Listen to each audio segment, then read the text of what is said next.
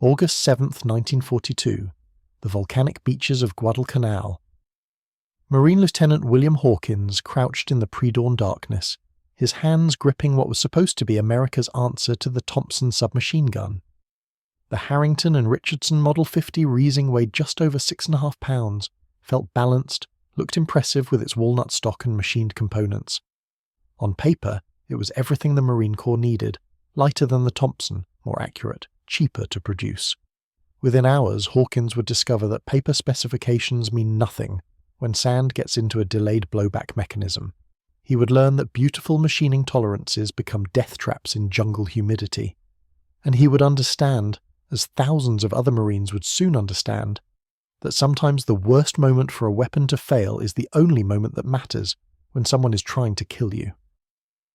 This is the story of the Reising submachine gun, one of the most catastrophic firearms failures in American military history, and how it failed at the worst possible time during the pivotal battles that would determine the outcome of the Pacific War.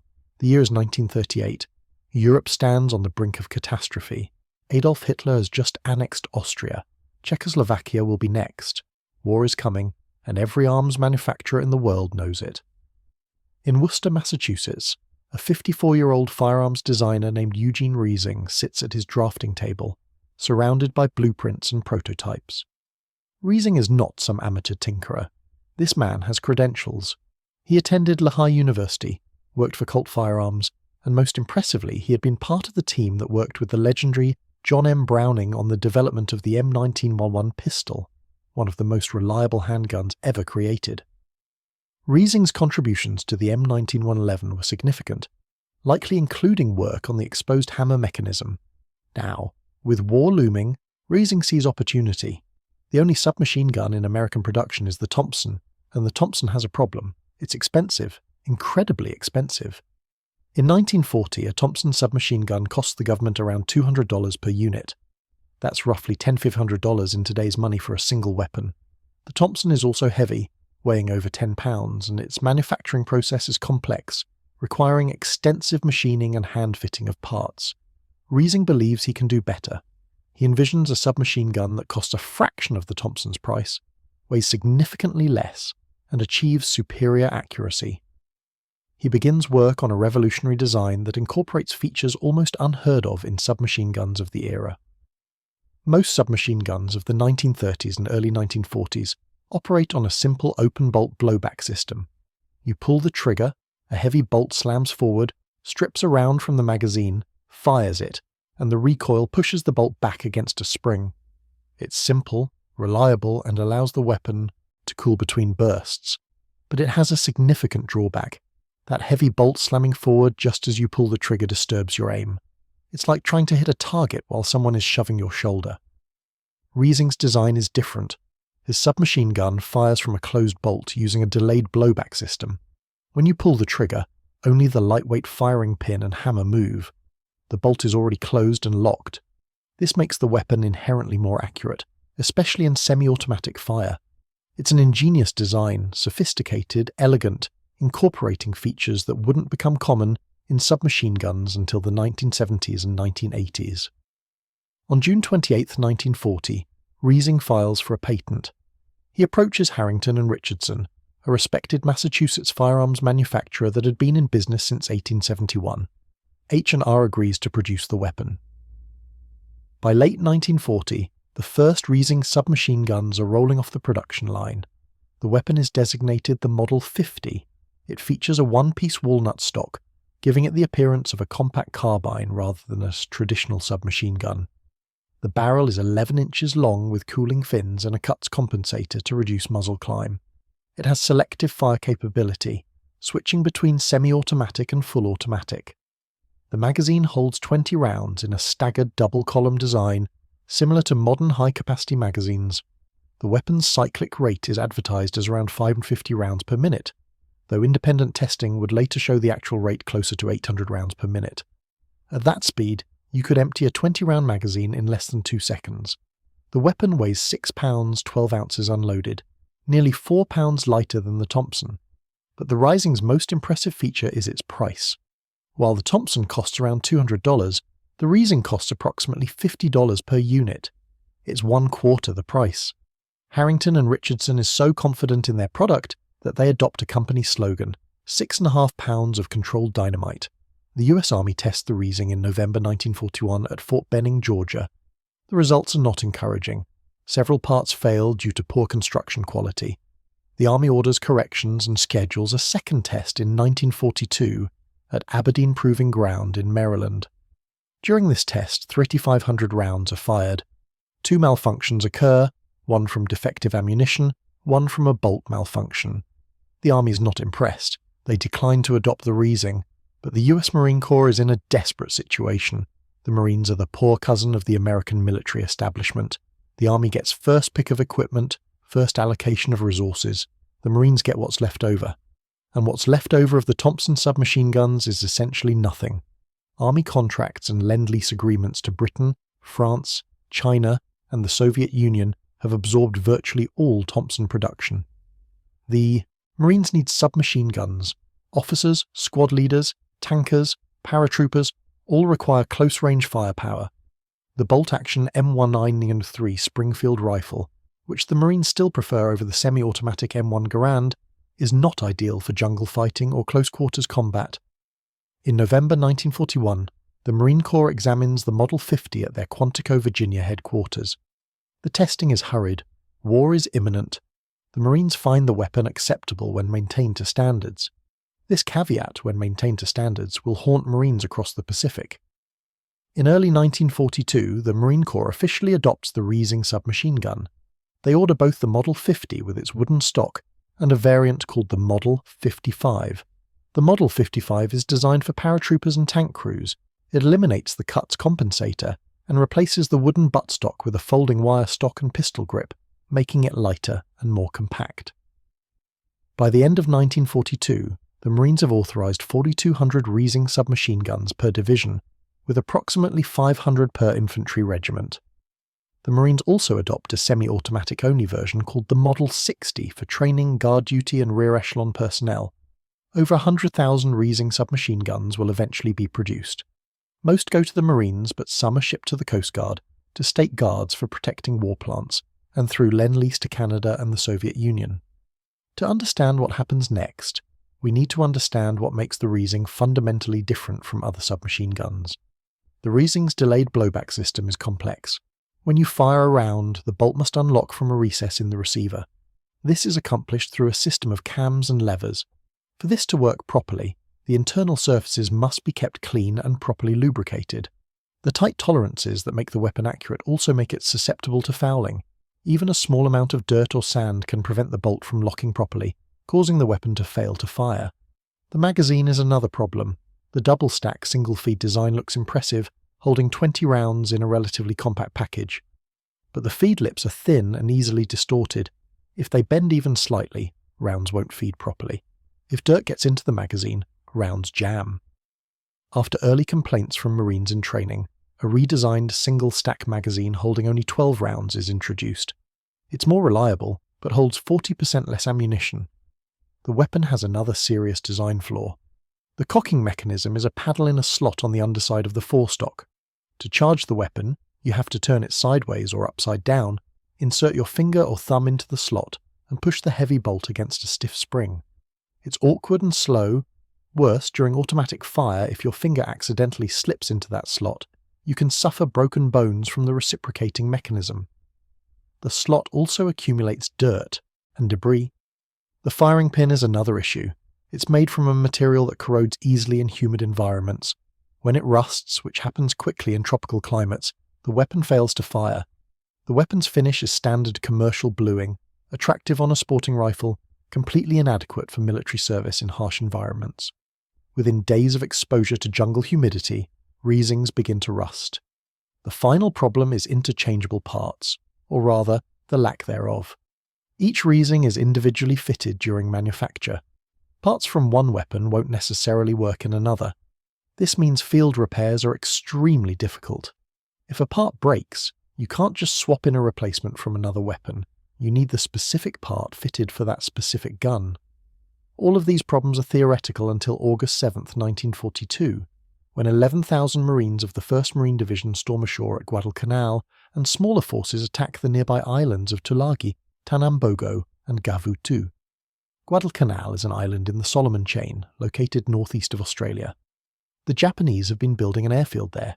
If completed, Japanese aircraft operating from Guadalcanal will threaten Allied supply lines to Australia. The island must be taken. The invasion is characterised as a shoestring operation. The Navy is forced to withdraw early, leaving the Marines short of ammunition, food and supplies. The Marines will have to hold with what they have. Many officers, squad leaders, and members of elite units like the Marine Raiders and Paramarines are armed with Reising submachine guns. The first intense fighting occurs on the offshore islands of Tulagi, Tanambogo, and Gavutu. Almost immediately, the Reising's deficiencies become catastrophically apparent. The 1st Marine Parachute Battalion, the Paramarines, are equipped with the folding stock Model 55. During the fierce fighting on these small islands, Marines discover that the wire folding stocks are failing. They're folding in the middle of firefights, collapsing while Marines are trying to fire. Men are left holding weapons with no stock, no way to properly aim or control the gun during automatic fire. But the stock failure is just the beginning. The islands are covered in volcanic sand and coral dust. Every movement kicks up clouds of fine particles. When these particles get into the Reising's action, the weapons jam. And they don't just jam occasionally, they jam constantly. Marines report that the delayed blowback system creates incredibly complicated jams that are nearly impossible to clear in combat. Unlike simple open-bolt submachine guns where you can usually just pull the bolt back and resume firing, the Reising's complex mechanism means that when it jams hard. Clearing these malfunctions requires disassembling the weapon, something that's difficult under ideal conditions and virtually impossible while someone is shooting at you. One Marine officer later wrote, "While we were at it, I figured it was a good time for me to toss my ridiculous Reising submachine gun. What a lemon, a real 45 caliber hunk of junk. I think before long every officer who had one had dumped it. I wonder who hung that beauty on Uncle Sam. Later on, I got hold of a Thompson, a real submachine gun." Marine Major Frank Happ wrote in his book The Island War, only one weapon had proved to be a definite failure, the Reising submachine gun. The Marine Corps had adopted this in the beginning largely as a measure of desperation because of their inability to obtain the Thompson, or Tommy gun, in sufficient quantities. It, the Reising, could be made cheaply, and it worked well enough on the proving grounds. But it simply would not stand up under combat conditions. The situation on Guadalcanal itself is even worse. The main island is covered in dense jungle. The humidity is crushing, it rains frequently, and when it's not raining the heat and moisture are oppressive. Guadalcanal is not just volcanic sand, it's mud, thick, clinging mud that gets into everything. It's swamps and rivers. It's dense vegetation that brushes against equipment and deposits organic debris. Within days of the landing, Marines discover their Reisings are rusting. The commercial blue finish offers no protection against the humid tropical environment. Rust forms on external surfaces. More critically, it forms on internal components. The firing pins corrode and fail. The tight tolerances of the delayed blowback mechanism mean that even light corrosion causes malfunctions. Marines assigned to the perimeter are supposed to be able to rely on the concentrated firepower of their submachine guns to stop Japanese attacks. Instead, they find their weapons jamming at the worst possible moments. During night attacks, when Japanese infantry charge American positions, Marines pull the triggers of their Reisings and nothing happens. Or the weapon fires 1 or 2 rounds and jams, or the magazine fails to feed. In combat, a weapon that doesn't work is worse than no weapon at all. It gives you false confidence until the moment you need it most. Then it leaves you with nothing but a 7-pound club. Marines begin throwing away their Reisings. They trade them for bolt-action Springfield rifles. They swap them for captured Japanese weapons. Anything is better than a weapon you cannot trust. The most famous incident involves Lieutenant Colonel Merritt A. Edson, commanding officer of the 1st Marine Raider Battalion. Edson is already a legendary figure in the Marine Corps. He will later earn the Medal of Honor for his defense of a critical ridge near Henderson Field, an action that will be known as Edson's Ridge or Bloody Ridge. But before that famous battle, Edson makes a decision about the Reising submachine guns. According to multiple accounts, Edson orders his Marines to throw their Reising submachine guns into the Lunga River, which is reportedly infested with crocodiles. He tells his men to draw bolt-action Springfield 1903 rifles instead. Edson's reasoning is simple. A bolt-action rifle that works is better than an automatic weapon that doesn't. One of his Marines later recalled hearing that some Reisings were thrown into the rivers or dumped into the ocean to prevent them from being reissued. The Marines preferred to fight with reliable single-shot rifles, rather than supposedly automatic weapons that jammed constantly. This is an extraordinary condemnation. The Marine Raiders are elite troops trained for aggressive combat. They need firepower. The fact that their commander orders them to trade automatic weapons for bolt-action rifles indicates how completely the Reising has failed. Years later, it would be suggested that part of the problem was a maintenance error. Apparently someone had disassembled multiple Reisings en masse and then reassembled them with mismatched parts. Because Reisings didn't have truly interchangeable parts, these mixed parts weapons were even more unreliable than properly assembled ones.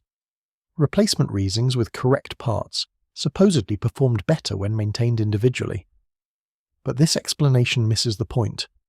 In combat, especially in the harsh conditions of Guadalcanal, weapons need to be soldier-proof. They need to work even when maintenance is difficult or impossible. The Thompson submachine gun wasn't elegant. It was heavy, expensive, and used outdated manufacturing methods. But when a Marine pulled the trigger of a Thompson, it fired. When it got dirty, you could usually clear it and keep fighting. When parts broke, you could swap in parts from another weapon. The Thompson was designed for the chaos of combat. The Reising was designed for the controlled conditions of a firing range.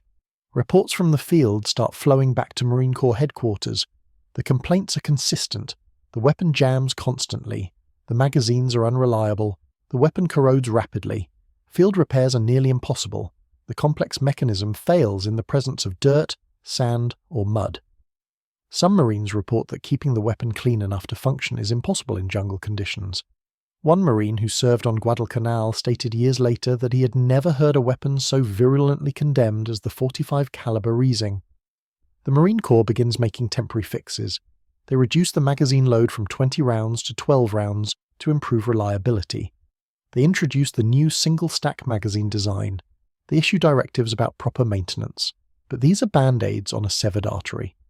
The fundamental problem is that the Reising's sophisticated design is incompatible with the realities of Pacific Island warfare. By late 1943, the Marine Corps has had enough. The Reising is withdrawn from Fleet Marine Force units, the frontline combat Marines. The weapons are relegated to stateside guard duties, ship detachments, and rear echelon troops. For these controlled environments where the weapons can be properly maintained and aren't exposed to extreme conditions, the Reising actually works reasonably well. After the war, thousands of Reising submachine guns are acquired by state, county, and local law enforcement agencies. In police service, where officers can maintain their weapons properly and aren't crawling through mud and rivers, the Reising's accuracy and lightweight are appreciated. The weapon proves much more successful in this role.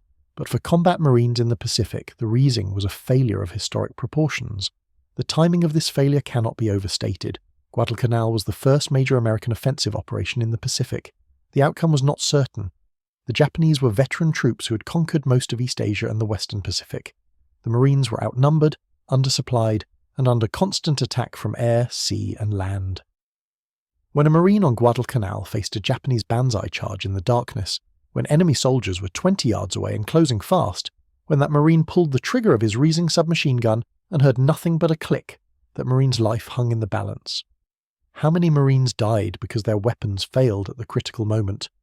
We'll never know the exact number, but we know from the historical record that men died with jammed Reisings in their hands. The failure of the Reising submachine gun raises important questions about weapons procurement and testing. The US Army tested the weapon and declined to adopt it. Army ordnance officers saw the problems. The complex mechanism, the tight tolerances, the susceptibility to fouling. But the Marine Corps, desperate for weapons and facing an imminent war, adopted it anyway based on limited testing. The phrase acceptable when maintained to standards should have been a red flag. Military weapons need to be acceptable even when they're not maintained to standards. They need to function when they're dirty, rusty, damaged, and abused. The M1 Garand rifle could be buried in mud, dug up, and fired. The Thompson submachine gun could be dropped in a river and still work. The Browning M1919 machine gun was nearly indestructible. These weapons were designed with generous tolerances, simple mechanisms, and robust construction. Eugene Reising, for all his credentials and his work on the M1911 pistol, designed a weapon that was the opposite. Tight tolerances, complex mechanism, delicate construction. It's ironic that Reising worked on one of the most reliable pistols ever made, and then designed one of the most unreliable submachine guns. In a post-war interview, Reising was questioned about his weapon's poor combat performance. His response was defensive. He stated that Harrington and Richardson never received formal complaints from the Navy Department about the weapon's combat performance. In fact, he claimed they received 5 Production Excellence Awards from the Navy Department. This response reveals a fundamental misunderstanding. Production Excellence Awards are given for manufacturing quality, for delivering weapons on time and on budget. They have nothing to do with combat effectiveness. A weapon can be beautifully made, precisely manufactured, and completely unsuitable for its intended purpose. The Marines in the field sent informal complaints through their chain of command. They told their sergeants, their lieutenants, their captains. The word spread, the Reising doesn't work. But formal complaints through official Navy Department channels. Those took time, required paperwork, moved through bureaucracy. By the time formal complaints might have reached Harrington and Richardson, the Marine Corps had already made the decision to withdraw the weapon from frontline service. The production of the Reising continued until 1943, with 114th and 216 weapons manufactured in total. The Marine Corps purchased 66 and 500 Model 50 and Model 55 submachine guns, more than half the total production. The remaining weapons went to police departments, the Coast Guard, foreign governments through Lend-Lease, and the Office of Strategic Services, the OSS. The OSS, predecessor to the CIA, reportedly received some of the Army's limited Reising purchases for potential use by guerrillas and resistance groups overseas. Canada purchased Model 50 submachine guns and issued them to 2nd Battalions while 1st Battalions were serving overseas. The Soviet Union received 6,000 Model 50s through Lend-Lease, though there's little evidence they saw significant use. By 1944, American industry is producing weapons that make the Reising obsolete. The M1 carbine, a lightweight semi-automatic rifle, becomes available in large numbers. It's reliable, accurate, and much better suited to jungle warfare than the Reising. The M3 grease gun, a simple stamped metal submachine gun costing around $20 to produce, begins replacing the Thompson in many roles. It works reliably even in harsh conditions. But the damage to the Reising's reputation is permanent. Veterans of Guadalcanal tell stories about the weapon's failures for decades after the war. The Reising becomes synonymous with poorly designed military equipment, with weapons that look good on paper but fail in reality. The lessons from the Reising failure influenced American weapons development for the rest of the war and beyond. The importance of soldier-proof design, weapons that function even under adverse conditions. The importance of realistic testing in conditions that simulate actual combat environments. The importance of generous tolerances and simple mechanisms. The M16 rifle, when it was first introduced in Vietnam, had similar problems. Tight tolerances, susceptibility to fouling, inadequate corrosion protection. Like the Reising, it jammed frequently in combat. Like the Reising, it earned the hatred of the troops forced to carry it. But unlike the Reising, the M16 was improved. Tolerances were loosened, chrome plating was added to critical components, cleaning kits were issued, and soldiers were properly trained in maintenance. The improved M16A1 became a reliable weapon. The Reising never got that chance. It was withdrawn from service and forgotten by everyone except the Marines who had carried it. At the United States Marine Corps Museum at Quantico, Virginia, preserved examples of the Reising submachine gun can be seen in displays about the Guadalcanal campaign. The placards note its service and its shortcomings. These museum pieces, with their clean walnut stocks and polished metal components, look like fine weapons. They look like they should work. And under ideal conditions in an indoor range with proper maintenance and dry ammunition, they did work. Eugene Reising's mistake wasn't lack of skill or bad intentions. His mistake was optimizing for the wrong variables. He optimized for accuracy, weight, and manufacturing cost. He should have optimized for reliability under the worst possible conditions. He created a weapon that worked perfectly 95% of the time. But that 5% failure rate occurred at exactly the moments when Marines needed their weapons most, in the mud, in the rain, in the darkness, when the enemy was attacking. In warfare, a weapon that works 95% of the time is a weapon that fails. Contrast this with the Thompson submachine gun. The Thompson was heavy, it was expensive, It used old-fashioned manufacturing techniques requiring extensive machining. By 1942, it cost around $70 per unit, still more expensive than the Reising's $50. But when you pulled the trigger, it fired. Every time, in any conditions. Marines who carried Thompsons on Guadalcanal brought them home. Marines who carried Reisings threw them in rivers. That tells you everything you need to know. The Reising submachine gun failed at the worst possible time during the first major American offensive in the Pacific, during battles that would determine whether the United States could take the fight to Japan or would be pushed back to defend Australia. The Marines won those battles despite their equipment, not because of it. They won through courage, determination, and the willingness to fight with bolt-action rifles when their supposedly modern automatic weapons failed them. In the history of American small arms, the Reising holds a unique position. It's not the worst weapon ever designed. In controlled conditions, it actually performed well. But it may be the worst weapon ever issued to American combat troops, because it failed exactly when and where it was needed most. Today, collectors prize Reising submachine guns for their rarity and historical significance. Working examples in good condition can sell for thousands of dollars, but every collector knows the weapon's history. They know what happened on Guadalcanal. They know that Marines called it a lemon, a hunk of junk, 6.5 pounds of controlled dynamite that couldn't be controlled, and had no dynamite when you needed it. Eugene Reising died on February 21, 1967, at the age of 82 in Worcester, Massachusetts. His obituaries noted his work on the M1911 pistol and his numerous firearm patents. They mentioned his submachine gun design. They didn't mention the Marines who threw his weapons in crocodile-infested rivers. Harrington and Richardson continued manufacturing firearms for many years after the war. They produced revolvers, shotguns, and rifles. The company went through various ownership changes and eventually closed in 1986. But for one brief period from 1941 to 1943, they produced over 100,000 submachine guns that were supposed to arm America's fighting men. Those weapons failed. Not in every situation, not for every user, but they failed in the worst possible situations for the users who needed them most.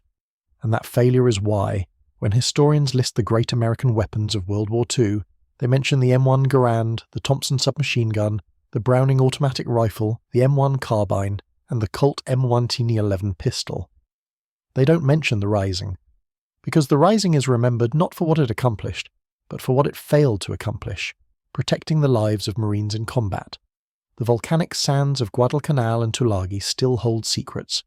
Somewhere in those jungles, rusting in the mud or submerged in rivers, are Reising submachine guns thrown away by desperate Marines who needed weapons they could trust. Those rusting relics are monuments to an important truth about military equipment. In war, good enough is not good enough. Adequate on the test range is not adequate in combat. Acceptable when maintained to standards is not acceptable when there's no time for maintenance, and the only standard that matters is whether the weapon fires when you pull the trigger. The Reising submachine gun failed that standard. It failed at the worst possible time, in the worst possible place, for men who deserved better. And that failure, more than any technical specification or manufacturing detail, is why the Reising will always be remembered as one of the most catastrophic firearms failures in American military history. The Marines who fought on Guadalcanal went on to other battles. They fought at Tarawa, Saipan, Iwo Jima, and Okinawa. They fought with weapons they could trust, Thompsons, M1 carbines, Browning automatic rifles. They won those battles and helped win the war, but they never forgot the weapons that failed them in their first battle, and neither should we. The story of the Reising's failure doesn't end with its withdrawal from Marine combat units. What follows is a cascade of consequences, revelations, and bitter lessons that would echo through American military procurement for decades. Because while the weapon was pulled from the front lines by late 1943, thousands of Reisings remained in service throughout the war in secondary roles, and their presence continued to cause problems in ways both predictable and surprising. In 1943 and 1944, as the Marine Corps withdrew Reisings from Fleet Marine Force units, the weapons had to go somewhere. They couldn't simply be destroyed, not with a war on and resources precious. So they were redistributed to what military planners considered less demanding roles. Ship detachments received them, base security forces were issued them, stateside training units got them, rear echelon troops in the Pacific were equipped with them. And here's where things get interesting, because even in these supposedly less demanding roles, the Reising continued to demonstrate its fundamental flaws. Ship detachment seemed like an ideal environment for the Reising. Ships are relatively clean, controlled environments. Marines serving aboard Navy vessels have time for proper weapon maintenance. There's no mud, no jungle, no volcanic sand. But ships have something else: salt water. The humid, salt-laden air of ocean environments is incredibly corrosive to metal, and the Reising's commercial blue finish offered no meaningful protection. Marines serving on ships reported that their Reisings corroded even faster than weapons in jungle environments. The salt air penetrated the tight tolerances of the delayed blowback mechanism, causing rust and seizure. Firing pins corroded and snapped. Springs weakened from corrosion. Within months of being assigned to ship duty, many Reisings were so badly corroded they were completely non-functional. One Marine armourer serving on a cruiser in 1944 later recalled that he spent more time trying to maintain the ship's complement of Reising submachine guns than all other small arms combined. He would disassemble them, clean away rust, oil them carefully, and within weeks they would be rusting again. Eventually he began requesting replacement Thompsons through official channels. The requests were denied.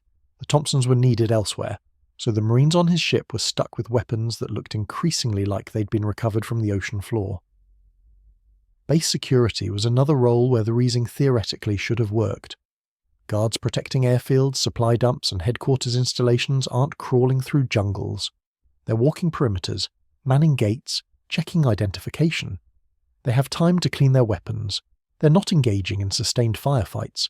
But even here, problems emerged. The Pacific Islands where these bases were located had the same humid, corrosive environments as the combat zones, and base security forces discovered something that frontline combat troops had learned months earlier. When you need a weapon to work, it needs to work immediately. A guard who encounters Japanese infiltrators attempting to sabotage aircraft doesn't have time to clear a jam. A sentry who spots enemy soldiers approaching his post needs his weapon to fire on the first trigger pull, not the third or fourth after frantic manipulation of a jammed mechanism. There are documented incidents of Japanese infiltration attempts where base security Marines armed with Reisings experienced weapon failures. In at least one case on Guadalcanal in late 1942, a sentry's Reising failed to fire when he encountered Japanese soldiers near the perimeter. He survived only because other Marines heard the commotion and responded with working weapons.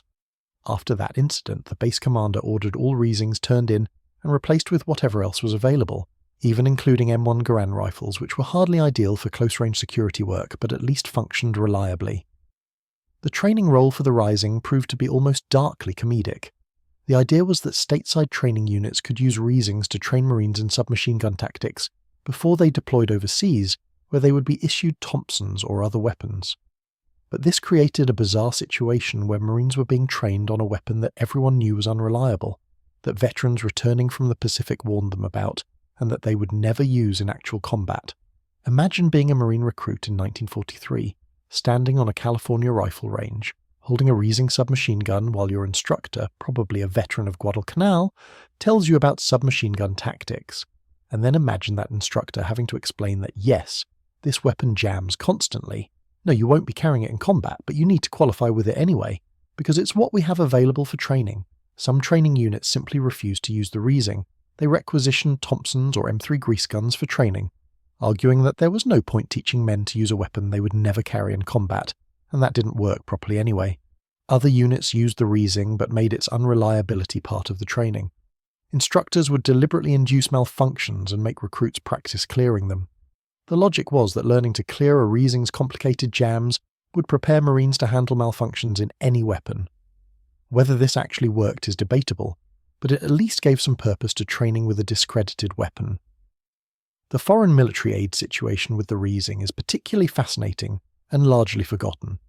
As mentioned earlier, approximately 6,000 Reisings went to the Soviet Union through Lend-Lease. The Soviets were receiving enormous quantities of American equipment: tanks, trucks, aircraft, weapons, ammunition, food, everything. The United States was essentially equipping much of the Soviet military in addition to its own forces, but the Soviets were not shy about expressing their opinions on American equipment. They loved the M4 Sherman tank, which they considered superior to many Soviet designs. They appreciated American trucks, which were far better than Soviet vehicles. They had mixed feelings about American aircraft, and they apparently hated the Reising submachine gun. Soviet after-action. Reports from units that received Reisings are scathing. The weapons were described as unsuitable for combat conditions. Soviet troops noted that the Reising jammed frequently, that the magazines were unreliable, and that the weapon corroded rapidly even in the relatively dry climate of the Eastern Front. Remember, this is coming from an army that was generally willing to use whatever weapons they could get.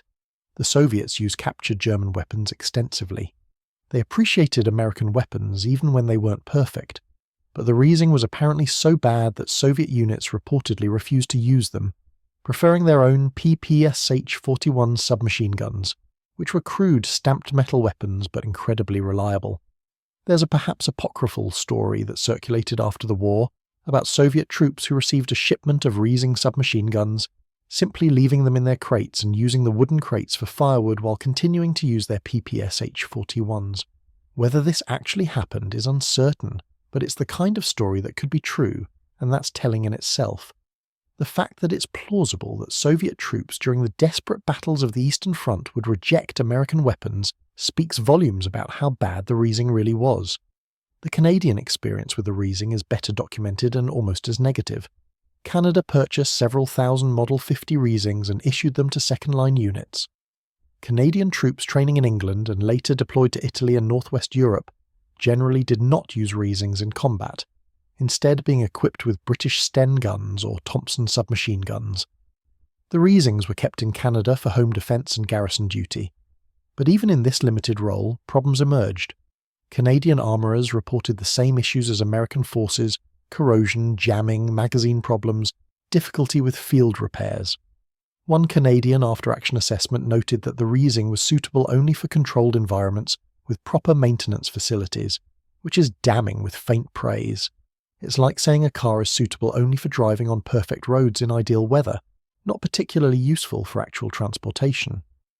Back in the United States, the Office of Strategic Services had received some Reising submachine guns with the idea that they might be useful for partisan and resistance groups in occupied Europe and Asia. The OSS was constantly looking for weapons that could be supplied to guerrilla forces. These weapons needed to be effective, reliable, and ideally compact and easy to conceal. The Reising seemed to fit some of these requirements. It was relatively compact, especially the folding stock Model 55. It was powerful, firing the 60-45 ACP cartridge, and it was available, with thousands sitting in warehouses after being withdrawn from Marine service. But OSS evaluations quickly determined that the Reising was unsuitable for partisan use. The reason is obvious when you think about it. If the weapon failed in the hands of trained Marines with access to cleaning supplies and spare parts, how would it perform in the hands of resistance fighters operating in occupied territory with no access to maintenance facilities? Partisan groups needed weapons that were soldier-proof. Actually, they needed weapons that were beyond soldier-proof.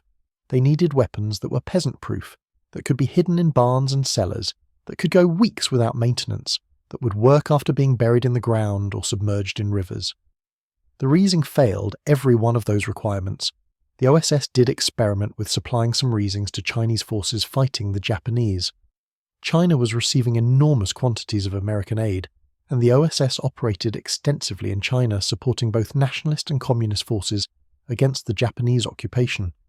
But the Chinese experience with the Reising was predictably negative.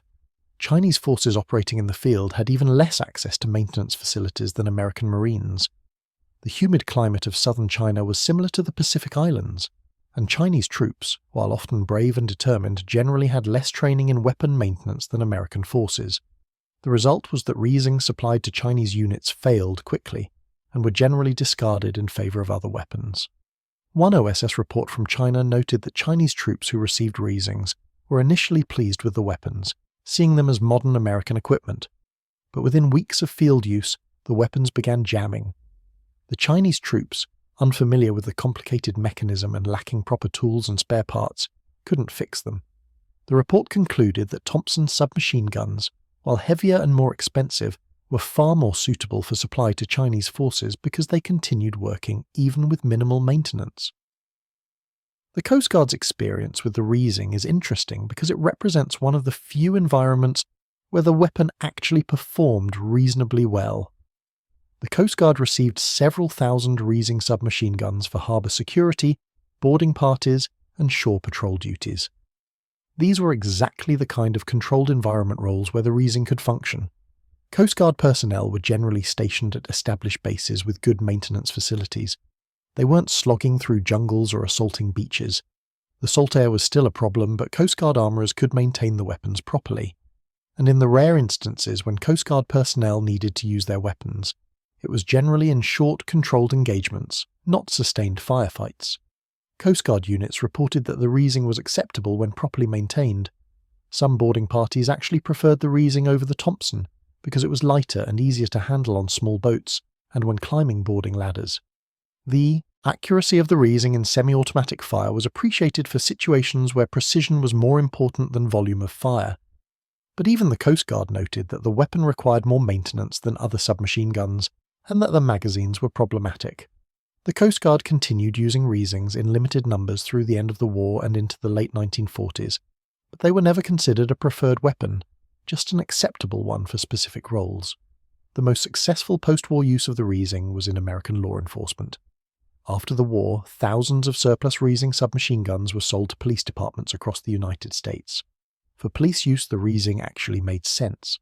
Police operate in relatively controlled environments. They have access to maintenance facilities and cleaning supplies.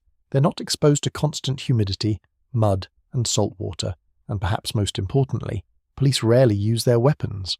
A submachine gun in a police department might go years without being fired outside of training and qualification. The Reising's accuracy and lightweight were actually advantages for police work.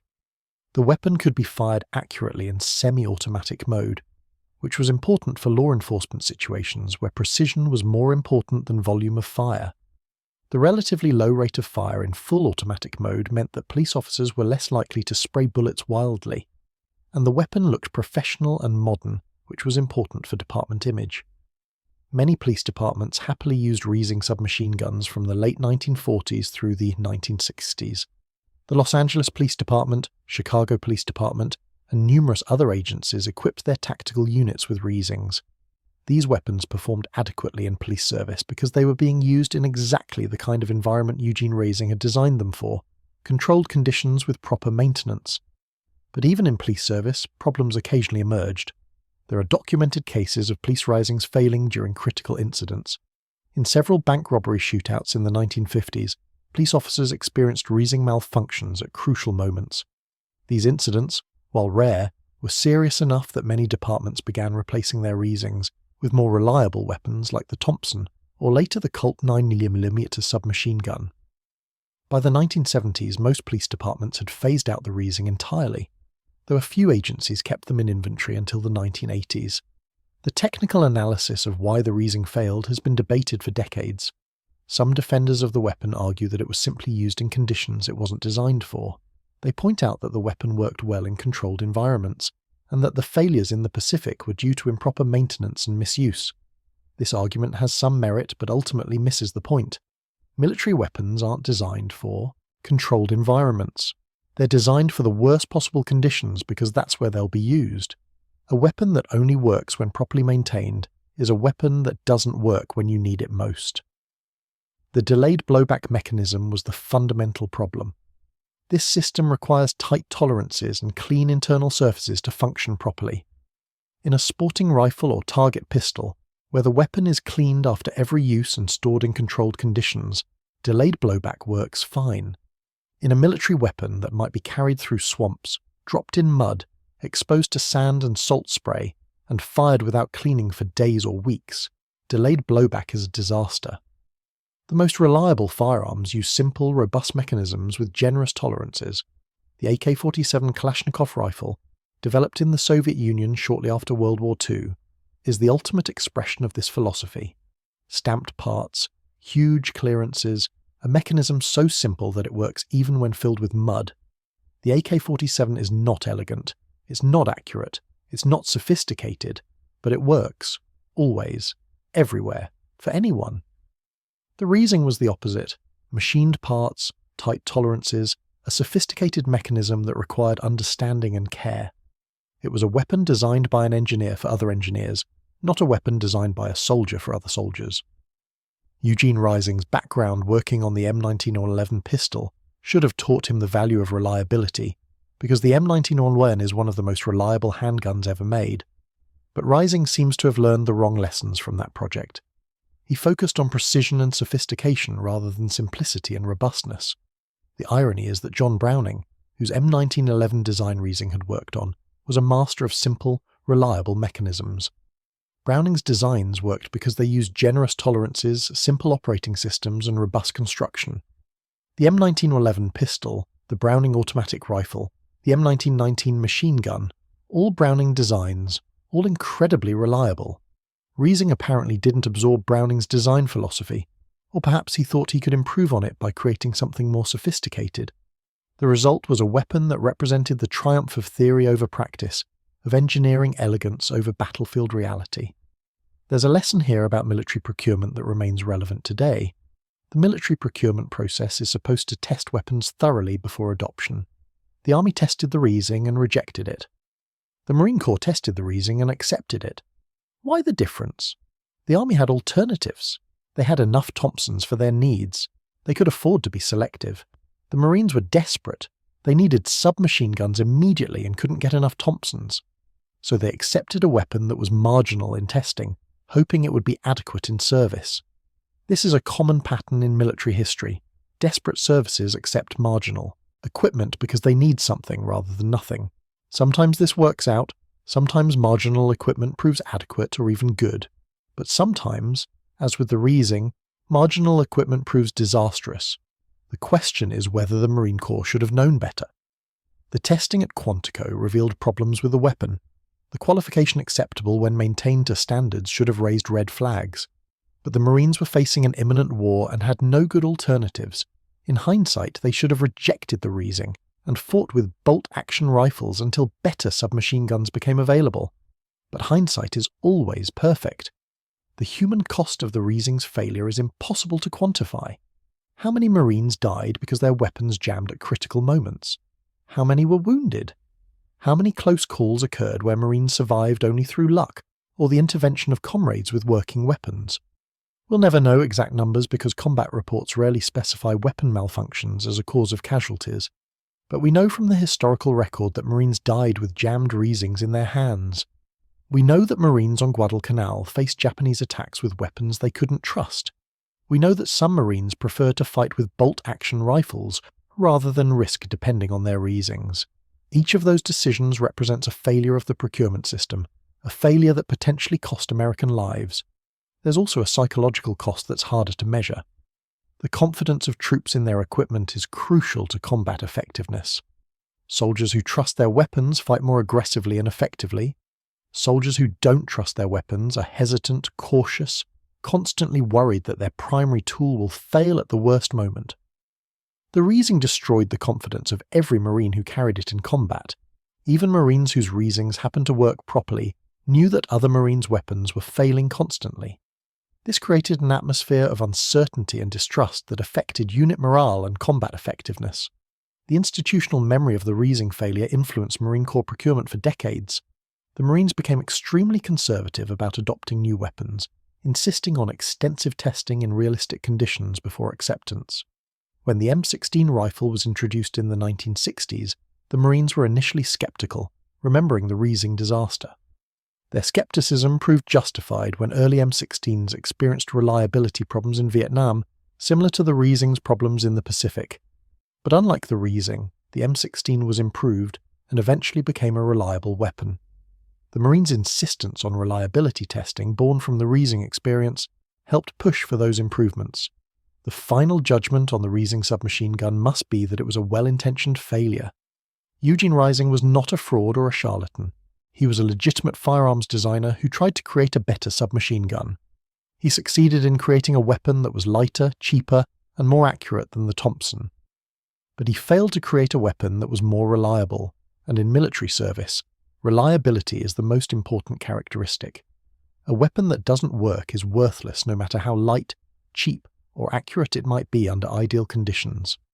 Harrington and Richardson was not a disreputable company, trying to foist defective weapons on the military. They were a respected manufacturer who produced the Reising to the best of their ability. The weapon met specifications and passed testing. It worked on the firing range. The fact that it failed in combat was not due to manufacturing defects but to fundamental design problems that only became apparent under battlefield conditions. The Marine Corps procurement officers who accepted the Reising were not incompetent or corrupt. They were desperate men facing an imminent war with insufficient equipment. They made a calculated gamble that the Reising would be adequate for their needs. They were wrong, but their decision was understandable given the circumstances. The real lesson of the Reising is that military weapons must be designed for worst-case scenarios, not average conditions. They must work when dirty, rusty, damaged, and neglected. They must be maintained by tired, poorly trained teenagers in terrible conditions, with inadequate tools and supplies. They must function in mud, sand, snow, rain, and salt spray. They must be reliable when reliability is literally a matter of life and death. The Reising was designed for average conditions and adequate maintenance. It was a peacetime weapon pressed into wartime service, and it failed because war is not a peacetime activity. The chaos, violence, and terrible conditions of combat revealed every weakness in the Reising's sophisticated design. Today, surviving Reising submachine guns are collector's items. A working example in good condition can sell for $5,000 to $10,000. They're valued for their historical significance and their rarity. Many collectors who own Reisings report that they actually function quite well, which is true in the controlled environment of a shooting range with proper maintenance. But these collectors are shooting clean, well-maintained weapons in ideal conditions. They're not crawling through jungles, wading through rivers, or fighting for their lives on volcanic islands. The Reising works fine as a collector's piece. It failed catastrophically as a combat weapon. There's a display at the Marine Corps Museum that captures the essence of the Reising story. It shows a Model 50 Reising submachine gun next to a Thompson submachine gun. Both are from the Guadalcanal campaign. The Reising is corroded, pitted with rust, obviously non-functional. The Thompson is battered and worn but looks serviceable. The placard explains that both weapons saw similar service in similar conditions. One survived, one didn't. That comparison tells the entire story more effectively than any technical analysis or historical narrative. The Marines who threw their Reisings in the rivers of Guadalcanal were not being wasteful or disrespectful of government property. They were making a rational decision based on combat experience. A weapon you cannot trust is worse than no weapon at all, because it gives false confidence. Better to have a bolt-action rifle that fires every time you pull the trigger than an automatic weapon that jams when you need it most. Those Marines made the right decision, even though it meant fighting with inferior firepower. They understood what Eugene Reising apparently never did, that in combat reliability is everything. The Reising submachine gun failed at the worst possible time, during America's first offensive against Japan, when Marines needed every advantage they could get. It failed in the worst possible way by appearing to work until the moment it was needed most. And it failed despite being designed by a qualified engineer, manufactured by a reputable company, and tested by the military. All the institutional safeguards that are supposed to prevent bad weapons from reaching troops failed. The result was that Marines died with jammed Reisings in their hands, and the weapon's name became synonymous with failure. That is the legacy of the Reising submachine gun, a cautionary tale about the gap between theory and practice, between peacetime testing and wartime reality, between what looks good on paper and what works when lives depend on it.